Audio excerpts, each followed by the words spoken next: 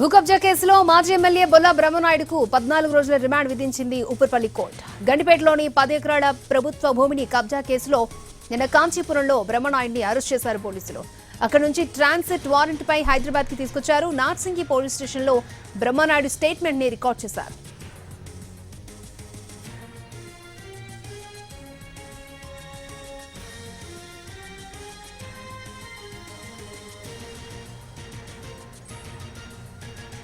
భూకబ్జా కేసులో మాజీ ఎమ్మెల్యే బొల్లా బ్రహ్మనాయుడుకు 14 రోజుల రిమాండ్ విధించింది ఉప్పర్పల్లి కోర్టు. గండిపేటలోని 10 ఎకరాల ప్రభుత్వ భూమిని కబ్జా చేశారనే కేసులో నిన్న కాంచీపురంలో బ్రహ్మనాయుడిని అరెస్ట్ చేశారు పోలీసులు. ఇదే అంశానికి సంబంధించి మరిన్ని అప్డేట్స్ అందించడానికి మా ప్రతినిధి రవి ఉప్పర్పల్లి కోర్టు నుంచి మనకి లైవ్ లో అందుబాటులో ఉన్నారు. రవి, మాజీ ఎమ్మెల్యే బ్రహ్మనాయుడుకు 14 రోజుల రిమాండ్ విధించింది ఉప్పర్పల్లి కోర్టు. తను కొద్దిసేపటి క్రితమే జైలుకు తీసుకొని వెళ్లారు. అయితే నిన్న కాంచీపురంలో పోలీసులు అదుపులోకి తీసుకున్న తర్వాత నేరుగా నార్సింగ్ పోలీస్ స్టేషన్ కు తీసుకొచ్చారు. అక్కడ విచారించారు. ఈఓడబ్ల్యూ పోలీసులు కూడా తనను విచారించి స్టేట్మెంట్ రికార్డ్ చేశారు. ఆ తర్వాత మళ్ళీ ఈఓడబ్ల్యూ నుంచి నార్సింగ్ పిఎస్ కు తీసుకొచ్చారు. ఇప్పటికే 5గురిని కేసులో అరెస్ట్ చేశారు. ఆ 5గురు ఇచ్చినటువంటి స్టేట్మెంట్ తో పాటు పోలీసులు కలెక్ట్ చేసినటువంటి ఆధారాలన్నింటి నుంచి బ్రహ్మనాయుడును విచారించి తన దగ్గర నుంచి స్టేట్మెంట్ రికార్డ్ చేశారు. నేరుగా ఉప్పర్పల్లి కోర్టుకు తీసుకుని వచ్చి కోర్టులో హాజరుపరిచారు. కోర్టు 14 రోజుల రిమాండ్ విధించింది. అయితే గతంలో ఈ కేసు ఎప్పుడైతే నమోదైందో అప్పటికి 5 మందిని అరెస్ట్ చేసి ఆధారాలు సేకరించినప్పుడు కీలకమైనటువంటి డాక్యుమెంట్లు కూడా స్వాధీనం చేసుకున్నారు. ఆ 9.6 ఎకరాలకు సంబంధించి కంప్లీట్ గా నకిలీ జీవోలు సృష్టించారు.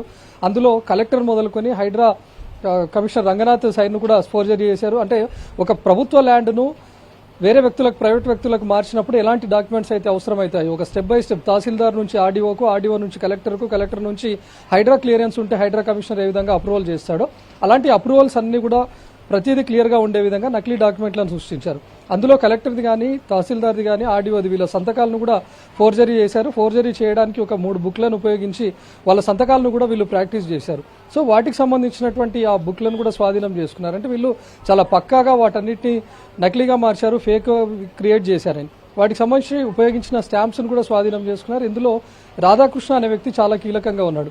గతంలో తన పైన కేసులున్నాయి. కొంతమందికి ఉద్యోగాలు ఇప్పిస్తానని చెప్పి డబ్బులు తీసుకొని మోసం చేశాడు. కొంతమందితో తను అసిస్టెంట్ కలెక్టర్ని లేకపోతే జాయింట్ కలెక్టర్ని ఉద్యోగాలు ఇప్పిస్తానని చెప్పి మోసాలకు పాల్పడడం, లేకపోతే ఏవైనా ల్యాండ్ సెటిల్మెంట్స్ ఉంటే నేను ఈజీగా చేసి పెడతానని చెప్పి చాలా మందితో డబ్బులు తీసుకున్నాడు.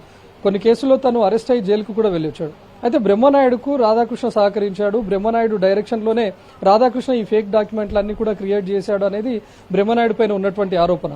సో ఇప్పటికే ఆధారాలు కూడా సేకరించారు. బ్రహ్మనాయుడుకి రాధాకృష్ణకు మధ్య 11 కోట్ల రూపాయల ట్రాన్సాక్షన్స్ జరిగినట్లుగా కొన్ని లావాదేవీలకు సంబంధించి ఆధారాలు సేకరించారు. బ్యాంక్ స్టేట్మెంట్లను కూడా సేకరించారు. కాబట్టి అప్పటి నుంచి తన పైన కేసు నమోదు చేసి తన కోసం వెతికారు.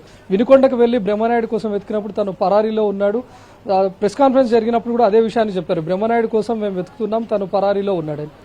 బ్రహ్మనాయుడు పైన కేసు ఎప్పుడైతే నమోదైందో తను వినుకొండ నుంచి బెంగళూరు నుంచి కేరళ వెళ్లాడు. కేరళ నుంచి కాంచీపురం వెళ్ళినట్లుగా గమనించి కాంచీపురంలో నిన్న అదుపులోకి తీసుకుని నార్సింగ్